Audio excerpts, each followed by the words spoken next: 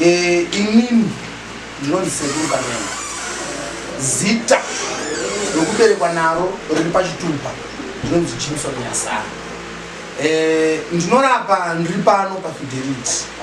Ndinoita basa rokubatsira vanhu vanorwara itsvo, vane zvirwere zvemakumbo, vanopenga, vanomwa mutoriro, varume vanodhakwa, vakadzi vanetswa nedzimba, nevarume vokutoneswa zvakare kuti nedzimba, ndokuti zviri kwese kwese.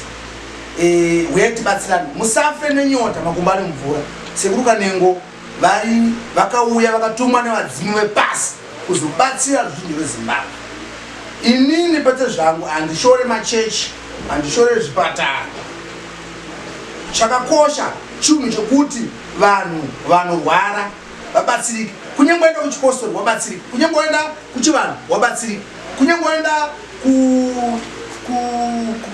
kuchipatara kubatsirika zvakare. Chinodiwa chete upenyu hwevanhu kuti chabatsira munhu asi munhu achiva neupenyu. Saka vanhu vanoda uyai, ndiri pano paFidelity. Apa tine dambudziko rokuti yakavharwa, vanotendera nekuspecimen kana kuenda kuwaterfalls kusvika wasvika kuno kuFidelity.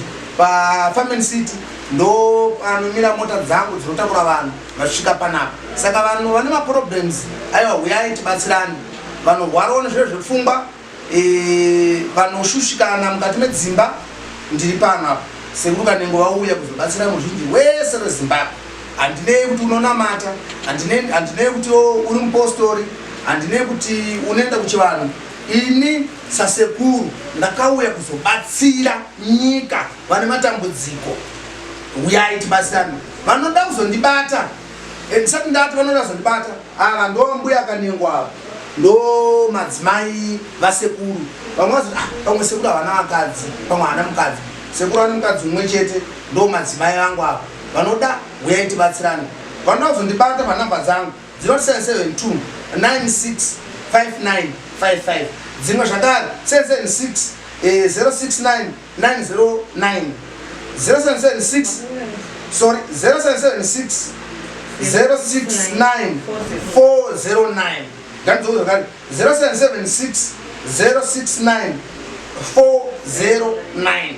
772 965955. Kumusha kwandobva mukumbura, ndokwandikaberekerwa. Asi kumusha kwangu kwakaberekwa baba vangu inini kuMozambique kukazindira, ndokumusha kwedu isusu kwakabva dzinza redu. Ndakadzidzawo kuMozambique kubva ndikagumira Segunda, vanoiziva ndikati Segunda, vanotoiziva ikoko. Grade 4 yekuMozambique. Kusvika tazobva kuMozambique ndakadzidza pamukumbura, ndikadzidza pashiri yedenga kusvikira form 2. Ndiani ndikangopera zvangu nokuda kwevadzimu apo, ndokazongovhiringidzwa kuti nditadzokuendera mberi nechikoro. Asi vanhu vese vanoda kubatsirwa, uyai tibatsirane. Ndinotenda, ndo mashoko angu. Vanorwara kenza, uyai. Blood cancer, uyai. Vanopenga, uyai. Itsvo, uyai. Maronda mudumbu, uyai. Handitika vane vana vanonetseka nekudonha, itsvo zvokudonha zvezvepfari, zvipusha, mamhepo, kudzinga mweya yakaipa, madhimoni, kugadzira mudzimu yemanjuzi. Aiwa makasununguka. Ndiri panapa Sekuru Kanengo anobatsira. Ende mudzimu uri pandiri hausi mudzimu unodada kana kuti mudzimu wokuzvisa munhu pamusoro. Ndiri munhu angofanana nevanhu vese, asi kana mudzimu wauyawo ndinoita zvebasa. Saka uyai tibatsirane, vana maproblems. Pese vanoda kuti musubscribe munongondiona Sekuru Kanengo vanetsa muno muZimbabwe. Ndinotenda ruzhinji rweZimbabwe.